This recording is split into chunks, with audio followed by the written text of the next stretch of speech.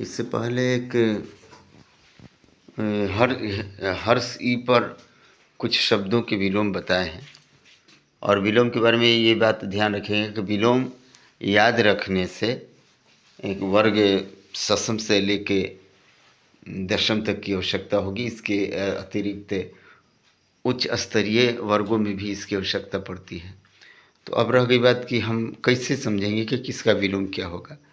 तो विलोम समझने के लिए सबसे पहली बात यह है कि हम उसका अर्थ देखेंगे। जैसे अगर हम लिखते हैं रवि, रवि का अर्थ होता है सूरज। तो अगर सूरज हो तो उसका विलोम हम चांद लिख सकते हैं, लेकिन रवि का विलोम चांद नहीं लिखेंगे क्योंकि इसका स्तर और लेवल वो सामान्य नहीं है और समान होना चाहिए। तो समान होने के लिए रवि के लिए चांद नहीं होगा बल्कि रवि के लिए शशि होगा।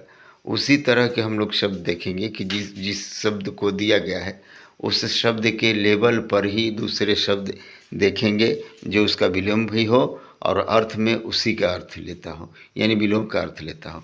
ऐसा ना हो कि अगर हम रवि कहते हैं तो उसके लिए चंद्रमा लगाएं, तो चूँकि गलत नहीं है। रवि का अर्थ होता है सूरज और उसका जो है विलोम चांद होता है, चंद्रमा होता है, लेकिन रवि का अर्थ होता है सूरज।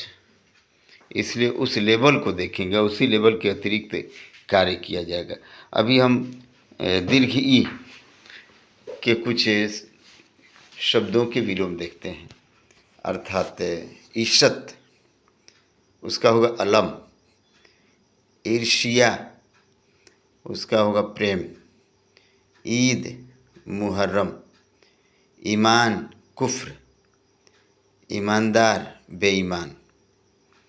ईश्वर अनीश्वर। ईश अनीश। ईश्वरवाद अनीश्वरवाद।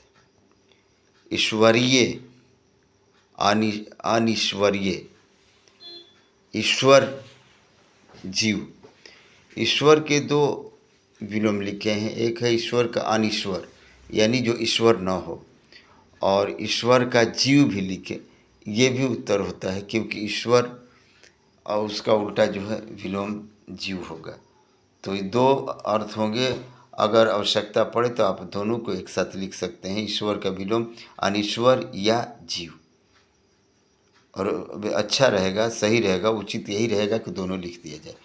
अगर अलग अलग आता है, दो बार आता है ईश्वर, तो दो बार ईश्वर अगर आता है तो दो बार लिखा जा सकता है, अनीश्वर और जीव।